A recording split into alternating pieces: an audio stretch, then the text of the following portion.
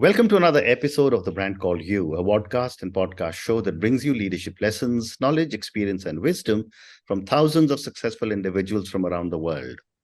I'm your host, Ashutosh Garg, and today I'm delighted to welcome a very accomplished technology professional from Essex, UK, Mr. Dominic Tyler. Dom, welcome to the show. Thank you, Ashutosh. Dom is the Chief Executive Officer of Junari ERP and Recycly for ITAD Businesses. He's the Chair of the Board of Trustees of mental health charity in the mid and northeast of Essex Mind. So, Dom, before we get into ERP and Recycly, tell me a little bit about your own journey. Okay, sure. Okay, so to start with, I wasn't very academic at school, and that's a good place to start. I'm not unintelligent, just have always struggled to focus. I think a classic ADHD. So I was never diagnosed with that, but I'd be pretty shocked if I didn't have it. And then due to my family circumstances changing, we all moved out to Ankara in Turkey. Okay. So out in Ankara, my first job was working in office admin, very basic stuff. And then randomly, I had an opportunity to get qualified as TEFL, teach English as a foreign language. Okay. Now, I absolutely loved that. I got to meet such amazing people and improve a lot of the skills I probably lacked in, like communication and teaching. But my biggest takeaway was how excited I get from enabling people. The idea that somebody hasn't got the confidence to do something, but you can see it's inside them. And you know you can tap into it and get the best out of them. And that excitement they have when they realize that's true as well.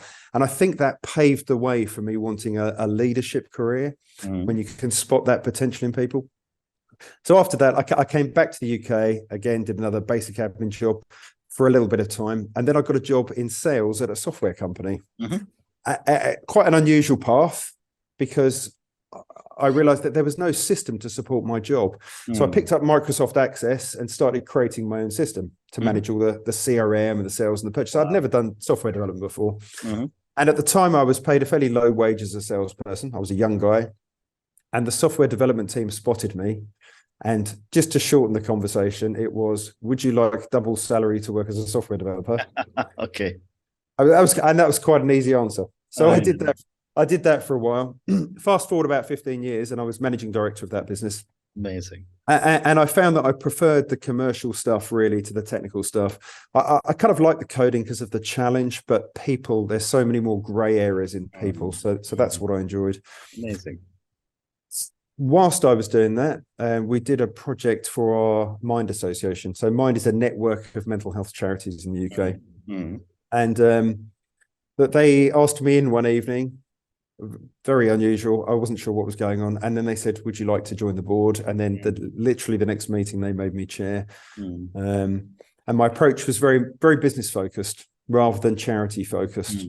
So it's quite a challenge. But then my angle was very much, if we can run like a business, we're sustainable. And by being profitable, we can offer more services to more people. So try and see it my way. I think they saw me as a bit capitalist when I went in, which wasn't my approach.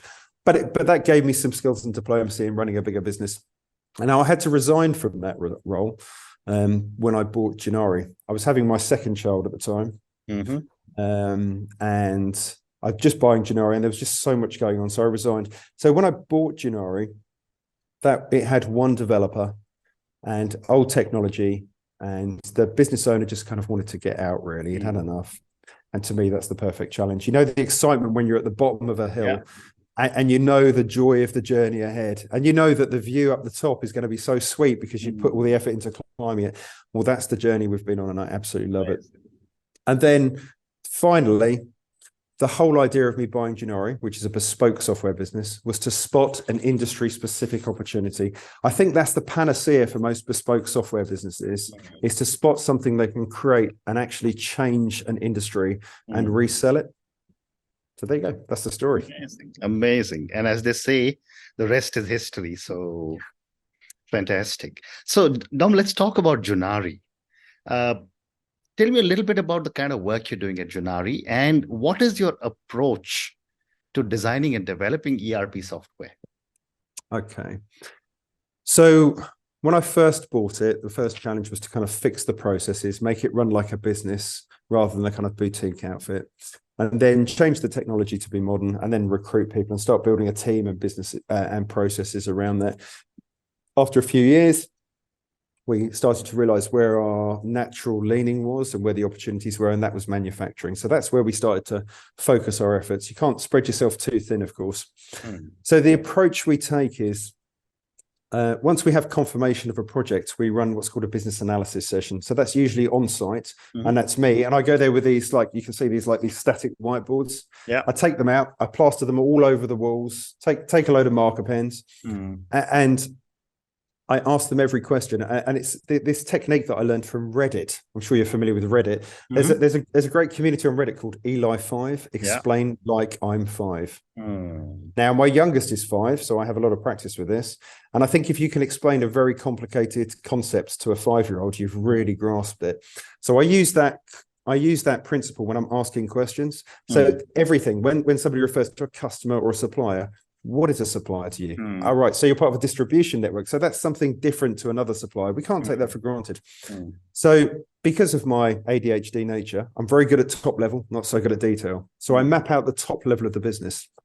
Now, after that, we take that information and we run it in what's called monthly sprints. So we use agile methodologies. So each sprint is then just a finite amount of work that we work on for 1 month. So at the end of each month, the customer has 1 month's worth of work to use. So that means we work very closely with the customer and ensures they get exactly what they want. Fascinating. And as you have been developing Junari and ERP, what have been some of your challenges? Yeah, that's a good question.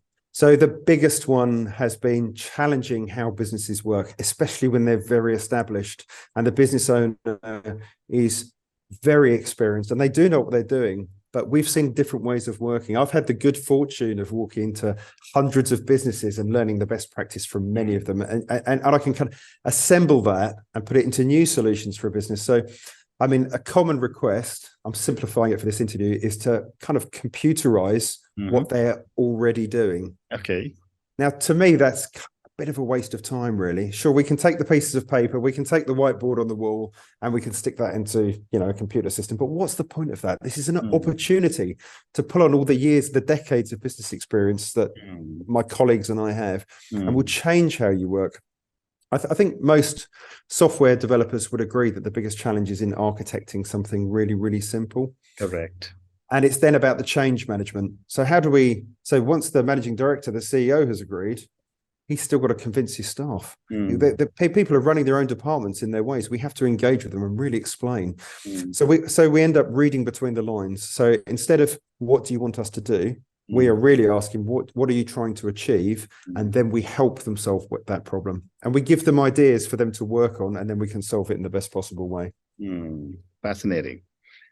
The other question that is always asked when it comes to ERP is, how do you make it user-friendly and intuitive for your end users? Because I've seen this many times in an ERP implementation in my own career. It's so technical that your IT manager understands everything, but as a user, you don't. Yes, another great question. So one of the advantages we have is that we build everything upon Odoo, which is a global ERP system. And a great feature of Odoo is how every area of the system is similar to every other area. There's only so many types of screens you can have in a piece of business software. Typically, you have lists and details, and that's kind of relatively, that covers it all. So once familiarity has been gained in one area, the user feels familiar with everything. Aside from that, obviously, because we're working so closely with the customer and they're getting a release every month, we get feedback instantly. So in that second sprint, we're making any changes that came out from the testing from the first sprint. So they're never left with a system that they don't understand and they can't use. Amazing. The other question that I had for you was that how do you stay current with some of the latest trends and advancements that are happening in ERP? And everything seems to be changing every day. And now the biggest hot property is ChatGPT. Yeah. Well, we can come on to the AI aspects shortly, but we are obsessed, really. We're obsessed with ERP. I'm personally following every ERP related hashtag on every social platform you can imagine, Wow. and obsessively reading all the articles from competition and other platforms. But aside from that, to be a salesperson, which is my main role, I have to understand the competition very well. If somebody's already got, XYZ system, to be able to extol the benefits of Odoo, I have to understand what they're using really well and weigh that up for them. So I would say we're obsessed. So we're constantly on the forefront of things because we want to be. Wonderful. And for my viewers and listeners, can you give me an example of a complex implementation that you have worked on, and how have you navigated any challenges, if any? Okay, well, I've got a couple of examples for that, actually. So we're almost finished with a project for a network hardware reseller. They've got such a unique and clever way of working. So the complicated bit was making that simple, because their processes were very complex because they're so unique. So without going into too much detail, because I think there's probably some IP around this, we came up with a very unique way to map products to the attributes of those products and to make it very simple for the end users and everybody in the distribution chain to be able to navigate and select exactly the right combination of projects. So there was no liabilities on the supplier. I can't go into any more detail than that. No, sorry, don't need anything else.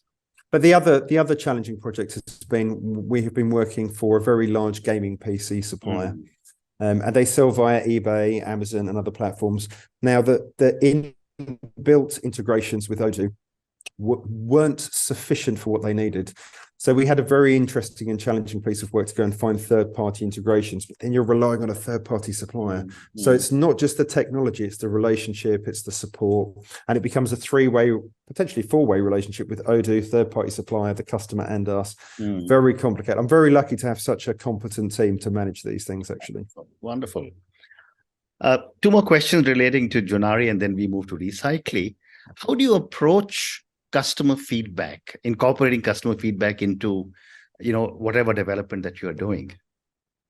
Well, aside from regular review and retro meetings that we have, which are our continuous improvement cycle, we achieve what you've just said via our agile process because we're working so closely with the customer on a regular cycle, rather than the conventional way of working is known as waterfall. And that's where you spend months gathering requirements, write a very complicated specification document that nobody can quite grasp.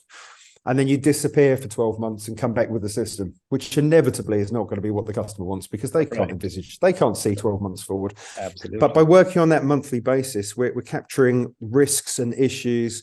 We're logging any assumptions so the customer can challenge that. So we'll make an assumption, for example, all of your users will have Android or iPhones. So we give the customer an opportunity to say, well, actually, they don't. We've got some users on this and they need to be involved.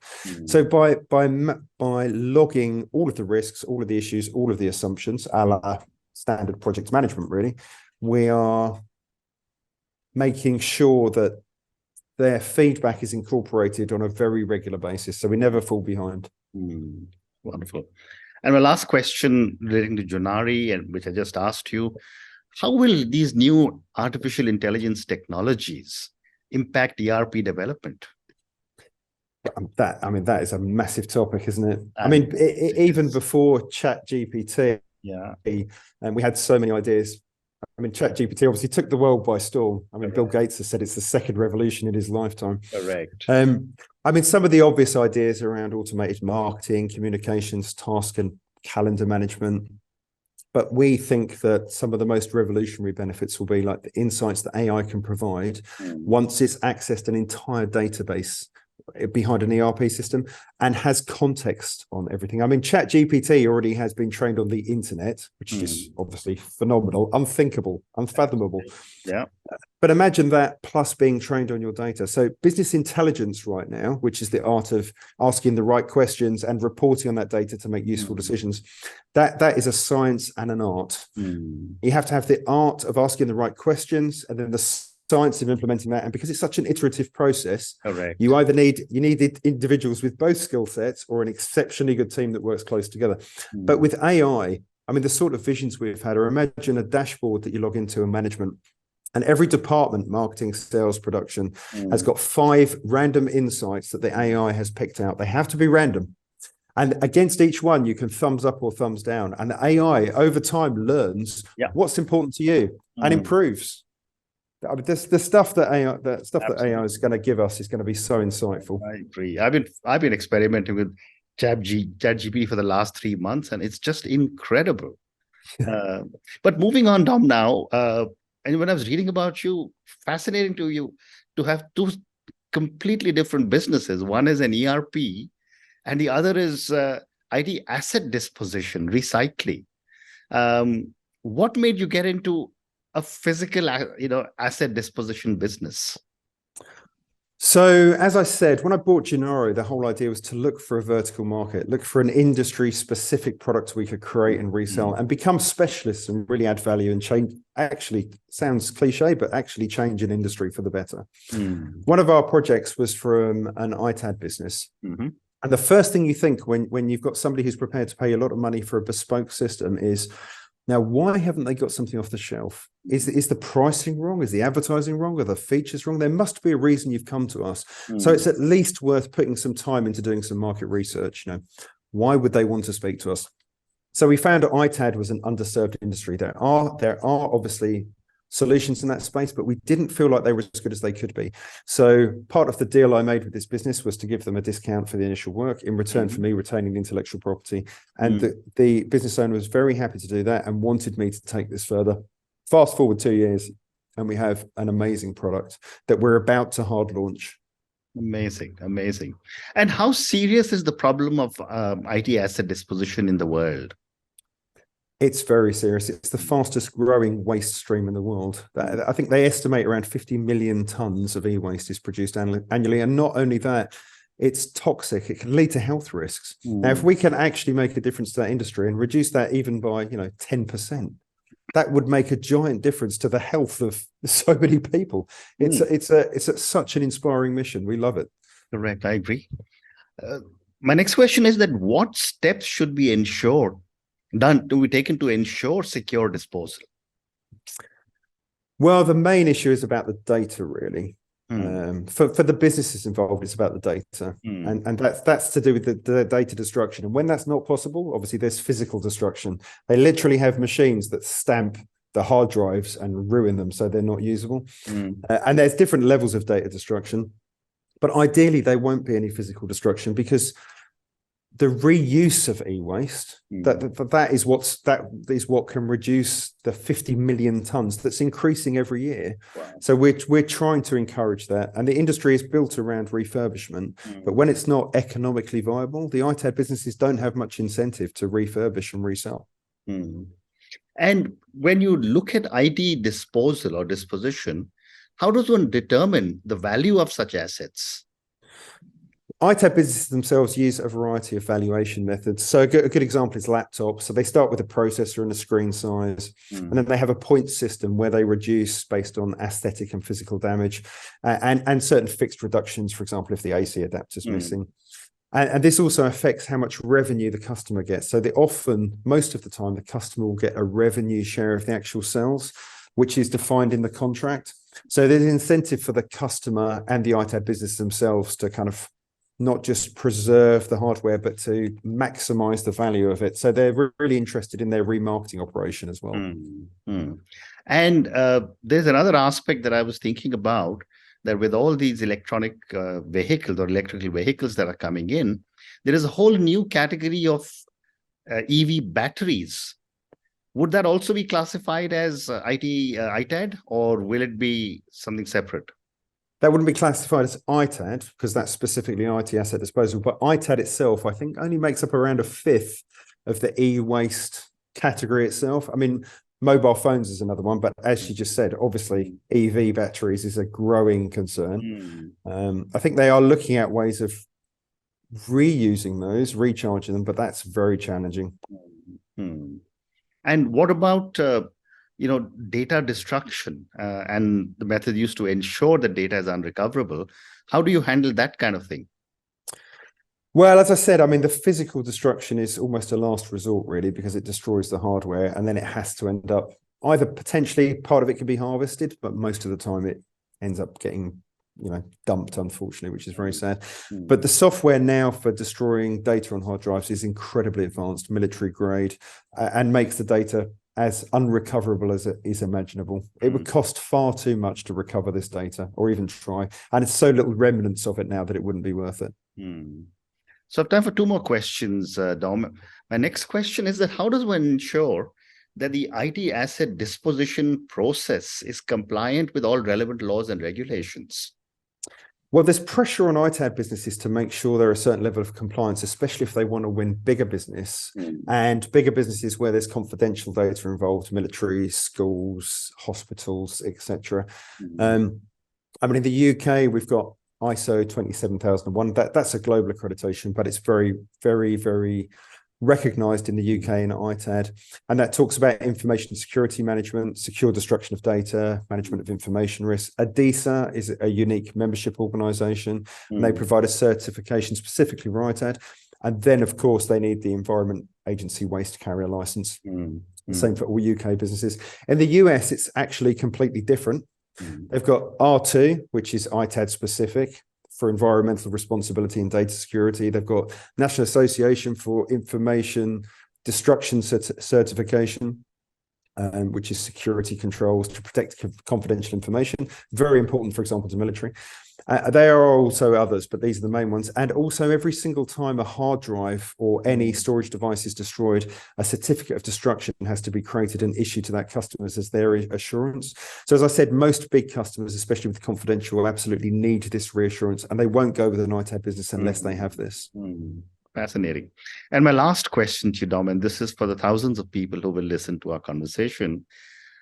Based on your own amazing journey, and as you were telling me from Ankara, to now owning businesses, what would you say are 3 lessons you would want our viewers and listeners to take away from your journey and from our conversation?